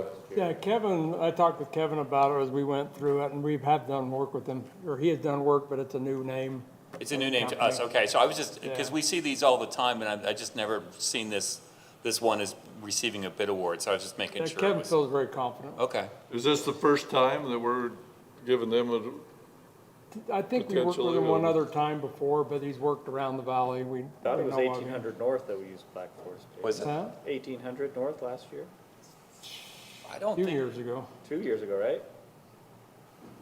maybe Anyway, three. I think we've used. that's fine, I mean, my memory is not, I don't memorize each one of these, but it seemed like a new name, so. Yeah. I don't recall it either. So, I think we're good with him, so. Who does our, Mike, who does our third, or do we have third-party testing on compaction reports? So Included Kevin's in got a bids? firm that they use, Okay, so, yeah. okay. Maybe that alleviates maybe some of George's concern. Even though we've used them before, we still use third-party testers on compaction. Yeah, I'm not worried about that necessarily, it's just Yeah. whenever I see a new vendor, I'm just curious what the history is, so, yeah. I was just glad again Even to if see. they were new, Kevin checks them out. We go through them and check them out pretty thorough. If we haven't done work with them before, we'll ask for references. And we have disqualified people before. It was probably 8 years ago back, we disqualified a guy who's not very happy, but he didn't have a very good report, so. We're not afraid to step up and disqualify somebody we don't feel is good, so. I'm just glad we got 5 bids. It's awesome. Yeah. Five bids, and they were pretty, they were all in the same ballpark. It was, Yeah. It is nice to start seeing the. Somewhat Three of them, competitive. three of We them. were getting of them 5 were, bids a but- couple years ago, yeah. Exactly. We were getting 1 bid in some cases. Right. Yeah, it's nice, and, you know, it seems like it's a pretty active market. And just a plug going out there, you know, with the new reservoir, that we'll probably bid it out in September, October, we feel the climate is gonna be really nice for us to do that. So, at least we're hoping so, so that we can build it and both bottom line save us some money, because whatever we save is, you know, what we don't have to pay on the grant, so. And then I would motion that we approve the bid award to Black Forest Paving in the amount of $845,857. Second. clarification before I take a vote on it? It's immaterial amount, but down below it says 845, 875, so, Is that a typo? in the I thought background. the So is it bid tab- 57, up Which is top it? it says Yeah. 57. Let me just check. Because I'm reading from the action I think the calendar, bid so that's a tab good said catch. 857. Okay, Oh, no, It the bid is, tab says it's 875. Sorry, that was a typo on my part. Then the approval based on the bid, not from the summary action calendar, so 875. I don't think 18 bucks negates it, but I just wanted to fix that just in case. Okay, we still have a second on that? Yes. Okay. All right, let's do a roll call vote with the amount spent, Councilman Summerhays. Aye. Aye. Aye. Aye. Aye. Thank you. Passes unanimously. Okay. Wow, we're down to minutes. Minutes review and approval from the May 16th meeting, City Council meeting, the May 16th work session. Any changes to that? If not, a motion to adopt the minutes. I'll make the motion, but I just wanted to mention, I did mention this to Jennifer earlier. I was not present at the work session. I was at the RDA meeting, so she's made that change. But other than that, I'd say make a motion that we approve the minutes as written. Second. Thank you. All in favor, aye? Aye. Aye. Opposed? All right, this council meeting, it's Councilmember Meekham's chance to report. So I'm sad that Utopia had sent me their subscriber and it won't open. So the last thing I remember, I think, was we were like at about 48%. 49.83, I believe. Is it? I was gonna say, mine won't open. It just says try again. And then we still have not heard. We have a meeting next Monday. We don't know what our rebater's going to be, whether they're gonna give us what they did the year before, more or less. So we'll be doing their budget next Monday, and then we'll have that information. And we still haven't done anything with the landmarks committee. We need to get it going. Any questions? 49.38, I transposed this. 49.38. I knew that last time I'd looked, it was 48 point something, so that's higher than it, that's, Higher than most of us thought it'd ever get. right. And I'm hoping that they'll kind of change their mind and give us back our money, so. Thank you, council member. Anybody else have anything we need to know before our next meeting? I'd like to take a minute if possible. Okay. Gina mentioned early on in her introductory comments, compliments to Public Works, and especially the water group, about their efforts over the last month with regard to potential flooding. Just for the record, the SNOTEL numbers say that all of the snow is gone, and we are beyond the flood stage. I asked Bryce to post something this afternoon with regard to disposal of sandbags. One of the things that I don't recall having been explained is that sandbag life is something around 60 days in the sun. And therefore, in about 30 days, the sandbags are going to become sand piles with material in them. And so we need to encourage people to get rid of sandbags in the very near term. I'm hearing the same thing this week. I was gonna say, we got an email in our neighborhood through the church channels to get them up to Firebreak Road and open them up and fill potholes or whatever, but. So the notice that I had Bryce put on the website identifies Firebreak Road, the road up to the motorcycle basin, as the two places people can take them to dump. It identifies that they can take a load up to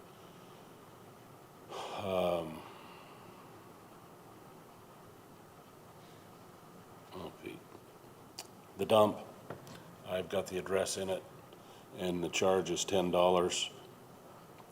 If they have a small number and want to dribble them out over a couple of weeks, they can put them in their own garbage cans. And the other thing that was stressed is that the sand generally will make a pretty decent additive for most lawns to flatten out hills and bumps and for gardens. And so we've got all that in the email, and then a stressing comment: they cannot be dumped in streams and channels, period. So that's gone out today, and I think is important, and anything we can do to encourage people is important. And yeah, the information you got, Gina, kind of came from our meeting on Saturday morning, Okay. but it's now out in writing on the website. That's it. Thank you. Yeah, that's important. Thank you, Councilman. All Mayor, right. can I just add one thing? Councilwoman Meekum and I attended the Tea Party on Saturday. The Whitaker Museum Board and Lisa Summers just outdid themselves. That was a lovely event. It was very enjoyable. The food was really good. I just thought maybe we ought to say a big thank you to them Yes, for I all of think their we efforts. should. It was amazing. I was amazed how many people there weren't from Centerville. I mean, it's quite well attended from I mean, people that had been there have been there for years, and they brought their families, and it was, Yeah. it was really a fun event. I'd like to see it grow. Yeah, for sure. There were some people at my table that were very glad to see it back after. Right. It's been a couple of years because of COVID And I had the whatnot. same at my table too. So you guys missed it. You didn't get to wear your Bryce hats was or your there. I gloves. feel like you guys could attend if you wanted to. As long as you brought get my daughter. My wife wasn't available, we just couldn't get, anyway, we had a conflict. Well, it was really nice. So that was, and Bryce should be thanked too. He I was just there gonna and say, and very Bryce was busy. there, and Yeah. as always, he's behind the scenes, making sure everything's going smoothly. And Lisa did a great job, and Care to dress up in Victorian garb. You didn't want to wear, I don't wear a tie anyway, so I'm trying to shed any Victorian area. or you would have had to wear a tie. Thank you. It sounds like it was a great event, so thanks for that shout out. Anything else? All right, mayor's report. I went to the community church dinner on the, which is, once again, as I told you, last meeting has been resumed. They had the second one, third Wednesday of every month. Pastor, they have a new pastor, and I apologize because their name has slipped my mind, but Pastor Bridges went to Texas, so I'll get that name for you, but it was filled. I mean, it was busy. There was a lot of people there that were eating dinner. The Chamber of Commerce had their annual, they moved it to May this year from September, annual mayor's report on their city. And so I was able to go up there, report on things that's happened in our city. I talked about, some of our developments that are taking place. Talked about our fun planned activities coming up for 4th of July, and some other events as well too. Talking about the 4th of July, but since our last council meeting, the 4th of July committee did meet. I led that meeting, and each one of our chairs for the various positions seemed to be right on line and on top of everything. And so since we're only about a month away, or less than a month away,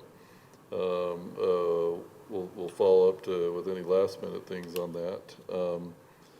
The Bountiful Veterans Park, that's, it represents our 5 cities over in Bountiful. They had a ceremony that I was invited to on Memorial Day, and they did a nice remembrance to the veterans, including a 21-gun salute and some really nice presentations, and it was pretty well attended. It was a nice event for the day.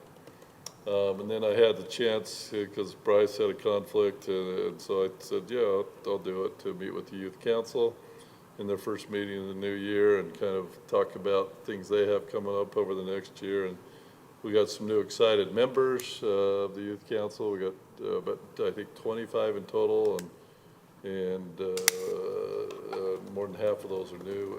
And so they're excited about what they have in the upcoming year, and are willing to help. We laid out their calendar and what they have going on. What am I missing? Didn't have an integrated waste management meeting. That's tomorrow, and the fire board is the next Monday. So any questions for me? Okay. City manager report, Brent. Thanks, Mr. Mayor. I just have a few items. First, I'm going to invite Dave up. Councilmember Ent's already kind of given an update on the flooding, but I'm going to ask Dave to come up and just give a final update, if he has anything else to add. Councilmember Ent's did a great job, so. Well, sorry, till No, you did great. I've got till 9:09, so I've got lots to add. So, no, just, first of all, I do just want to. If you reveal your number, you're disqualified automatically. Is that correct? That's okay. No, I knew the rule before it was even stated. Okay. I do just want to say thank you for all the support that everybody gave as we went through this runoff situation. having support from you guys down at Public Works has meant a lot to us, just as we kind of fought through this, and I had a little stress, not a lot. I still don't care that I gave a lot of stress to it, but just a lot of thanks from just all you guys for all you've done for us as well. So just real briefly, a recap of the season as we attacked it. You'll remember April 5th was our max of 165 inches of snow at the Snowtell site. On April 25th is when we began our runoff of over 59 inches of water content in that snow. So over the course of those next about 35 days, we were able to manage this all really well. We didn't place any sandbags ourselves on the sandbag topic. Everything was managed well, and with cooperative efforts with Davis County as we managed those creeks and everything, being able to do some dredging and getting the water going where we wanted it to, we were able to have a lot of success, we felt. We are going to be meeting next week with Davis County representatives as well as people in-house, just to kind of give an after-action report of what we kind of saw, and then we'll be able to have findings as we can make some improvements and suggestions to the county as well. No major concerns, no major incidents. The only real place that we saw any challenge was Lone Pine Creek, kind of mentioned it. That's the Freedom Hills Park. It's a drainage, it's technically ours. The debris basin that is in Freedom Hills Park worked magically. We saw some high flows for that. Now when I say high flows, a 12-inch pipe still handled it, but it did move quite a bit of debris into that debris basin, and so we'll be having to look into the removal of that, and there's some different options that we're going to explore, whether it be they have assistance, mitigation, and recovery assistance that's out there. I don't know if we'll qualify, but it never hurts to look for that to see if we can get some contractor help to assist with that. But otherwise, yeah, just a note on the sandbags.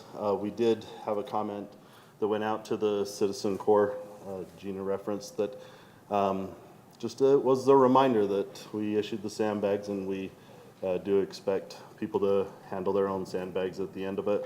Some of those were great suggestions there, taking them different places. And yes, Davis County has begun to see some in other areas show up on their trash racks and that. So we need to be consistent with our message of not doing that disposal appropriately, and hopefully they'll coordinate some team efforts like we've seen with the spring cleanup, things like that, where they come together as community groups on their own and handle that. So Dave, do we as a city have a need for that sand? If they want to bring the bags down to Public Works, do we have like a sand pile that would be used in the parks or other useful? we haven't really identified any useful places for it. The types of sands we had, we kind of had a mixture, plus you're gonna get people that went and got their own. Yeah, And so okay. we couldn't really say like the park uses a specific, which would be great. I do like that idea, but unfortunately, we'd probably just end up with a bigger mess. And most of them kind of had a clay sand, it wasn't a sandbox. Okay. I just heard reports one sand was pretty nice from what I heard, so. Oh, there you It go. was pretty nice. Yeah, some kind of powdery, I was like, oh, a little sand playground. Don't know if there's any other questions. I went up to Freedom Hills Park. Fortunately, it was just overflowing and just running across the path into the, I mean, I got my shoes wet, I walked through it, but at least that's what it does, right? I mean, yeah. so. Yeah, it just, that one comes down, it goes through a 12-inch pipe. It got just inundated with debris. Kicked it over the path, but went in, still goes into that same debris basin, so Yeah. we were able to see. And surprising for such a small little canyon, it did move a little bit of debris, but I said, Yeah. we'll get it managed and get it going. Thanks. Thanks, Dave. Two other items. I assume we'll want to cancel the July 4th meeting, or either cancel it, reschedule it. We'll all be together. So we'll have that on the next agenda just to cancel that, or if you'd like to reschedule it, let us know now, and we'll have that on the agenda. Are you Okay. So on the schedule, I had it, that we had it on July 5th. We did put it on July 5th. When we approved the annual meeting I schedule, guess that's the we next did question. Do you put want to keep it on July 5th? Yeah, so okay, so I do have it down. Yeah, it's Right, of currently what we'd scheduled on the approved. 5th, so it's, That's right, we did talk about that, and then we said if you want to still cancel that, it's still an option. Yeah. So it's not on the 4th, it's on the 5th, but that's what you're asking, whether, we do have one before then, and that'd be the second one after that, right? Do you want to just wait till it's closer and see whether we need one? Okay, yeah, we can do that. Yep, we'll let you know at the next meeting. Sure. Okay. And then the last item I have is congratulations to Bryce King. The mayor, Councilmember Summer Hayes, myself, and Lisa interviewed Bryce, and he was proven to be the best candidate we had received applications from. And it's great that he's already part of this organization and the culture we have, and he's done a phenomenal job to this point, elevating in his current role and taking us to the next step that I know he'll do a great job in this role, taking us to the next level, really focusing on the HR personnel, economic development. Still, I think we need a better social media website presence. Bryce has done a great job there, but there'll be a greater opportunity for that. Really get into a place where we need to improve our communication with our residents and our businesses that we discussed today. And Bryce is the right person to help us with that. So really excited. Currently recruiting for the community services manager role, so he hasn't taken on the admin role yet until we get that position filled. So congratulations to him. I'm really looking forward to working with him. Brad, I have one question. We're gonna replay our minds on this, but on xeriscaping, landscaping, for a long time, we couldn't get it figured out with Weaver Basin on Flip the Strip. We finally kind of came to terms on enforcement and things like that, and now you've got this other rebate program, which you've and Public Works have kind of walked through us, and Corey. We haven't adopted it because of the enforcement issues and some other things. We've seen at least one message come to the council, and then I had another individual reach out asking the same questions. And she was understanding of the fact that these agencies are providing rebates, but they're asking us to bear the costs of enforcement, personnel, time, et cetera, which was good to see, from our community. They did ask, and I think I already know the answer to this question, but I want to ask, is there a subcommittee like within our tree board that could help us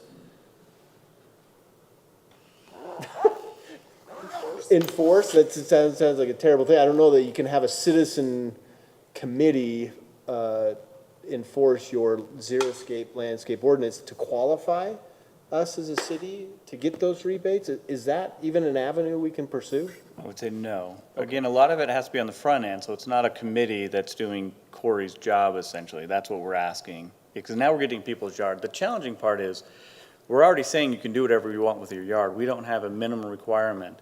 And then to get these rebates, you're asking government to grow, to now manage and oversee your property. So And these are that's the mostly all challenge we have. remodels. It's not new construction.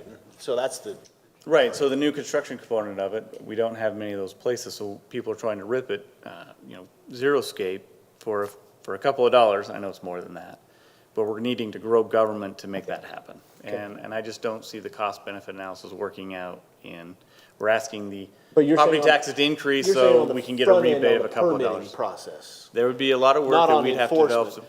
I mean, those are kind of two separate issues. One is permitting, one is enforcement, and the question. Because, right, they'd have to get permission from the community development to say, yes, I'm gonna do these things, and then you get the money. But then we need to ensure that it continues to stay Yeah, that and the way. question from this resident is, do we technically even have the ability to create a subcommittee that can even enforce? I wouldn't allow volunteers Okay, to be an that's- enforcement agent. That was my There's liability perception as towards it. well. And Gina did a Lisa's, phenomenal. Corey and Lisa can both weigh in, but Lisa, Brad could feel Lisa's reaction. I'm giving We you the didn't even need to layman's look terms. at her. I'm giving you the legal side of things, I'm giving you the layman saying, the cost benefit analysis is not there. That would have been my response as well, but I wanted to ask it because a resident asked. Sure. And I hear what you're saying, but just would Weber Basin allow that?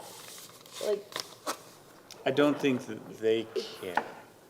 But we would put don't us think that they- liable on those people, and they're not our employee, so you would do a different job than I would do a different job. I'm not saying it's Right. possible, I'm just trying to vet the questions and think through it. Right, we and so can- that's where I don't think there'd so be we any. can send a response to this Right. woman. And that, I was you gonna say, know. Gina, I called and talked to the lady, and then I gave her your response, and then I got a text back that said Spencer just sent your response, so Gina did a great, Thank you, yes, copy paste. Yeah, so Gina did a great job for all of us. I don't know if it was perfect, but I was like. It would be like having a citywide HOA gone crazy. Yeah. Well, I agree. I agreed, Yes.